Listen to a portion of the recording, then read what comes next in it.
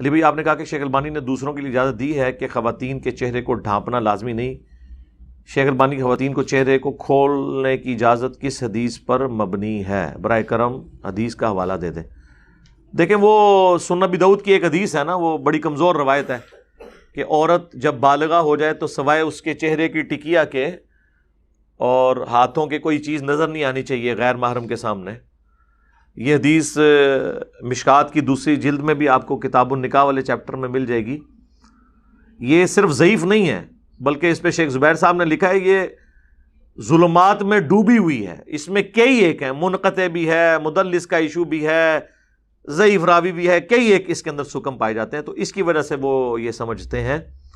تو ہم تو اس موقف کو صحیح نہیں سمجھتے. قرآن کی روح میں یہ بیٹھتا ہی نہیں ہے. سب سے پہلے تو قرآن میں آئے نا کہ قرآن پاک کا مزاج کیا ہے. سورہ النور میں آئے کہ عورت کے زیور کی جو آواز ہے یہ بھی باہر سنائی نہ دے زینت کی چیزوں میں. تو جو اللہ یہ مزاج رکھتا ہے کہ وہ عورت کے زیور کی آواز کسی غیر محرم کو سنوانا نہیں چاہتا کہ کہیں اس کی وجہ سے لوگ اٹریکٹ نہ ہو، وہ چہرہ جو سب سے بڑی زینت کی جگہ ہے اس کو کھولنے کی اجازت دے گا؟ اچھا، پھر امت کے لیے رول ماڈل تو امہات المومنین ہیں، نبی علیہ السلام کی بیٹیاں ہیں. بخاری اور مسلم دونوں میں حدیث ہے، جو حدیث عفق اما عائشہ پہ جو تہمت لگائی گئی تھی منافقین کی جانب سے، کافی لمبی حدیث ہے. اس میں جو اما عائشہ پیچھے رہ گئی تھیں تو وہ پھر اسی جگہ پہ بیٹھ گئی تاکہ وہ قافلے والے واپس ایک صحابی کو حضور وہاں پہ چھوڑتے تھے کہ اگر کوئی سامان رہ گیا تو وہ سمیٹ کے لے آئیں. اتنا بڑا قافلہ ہے تو ظاہر ہے اوور لک ہو جاتی. تو اما عائشہ وہیں پہ بیٹھ گئی تاکہ وہ شخص دیکھ لے. تو وہ کہتی ہیں اس دوران مجھے اونگ آ گئی اور میرے چہرے سے جو گھونگٹ ہے وہ ہٹ گیا. تو اس صحابی کی نظر مجھ پہ پڑی تو انہوں نے پڑھا انا للہ و انا الیہ راجعون. تو اونچی آواز میں جب پڑھا تو میں نے فوراً سے چہرے کا پردہ کر لیا. اور اما عائشہ کے الفاظ ہیں کہ اس نے مجھے اس لیے پہچان لیا کہ اس نے آیت پردہ نازل ہونے سے پہلے مجھے دیکھا ہوا تھا.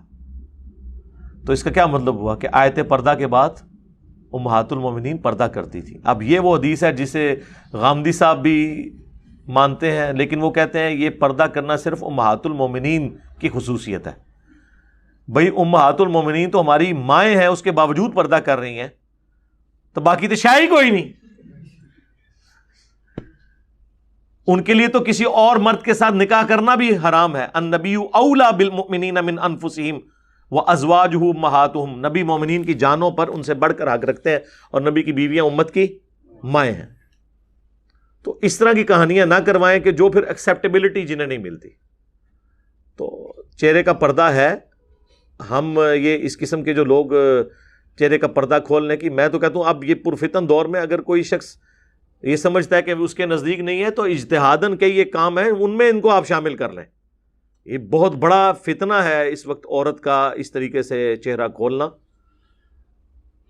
امت کو بہت بڑی آزمائش میں ڈال دیا اس چیز نے. باقی پردے کے اوپر میری کئی ایک ڈیٹیلز ویڈیوز ریکارڈڈ ہیں، وہ آپ دیکھ سکتے ہیں.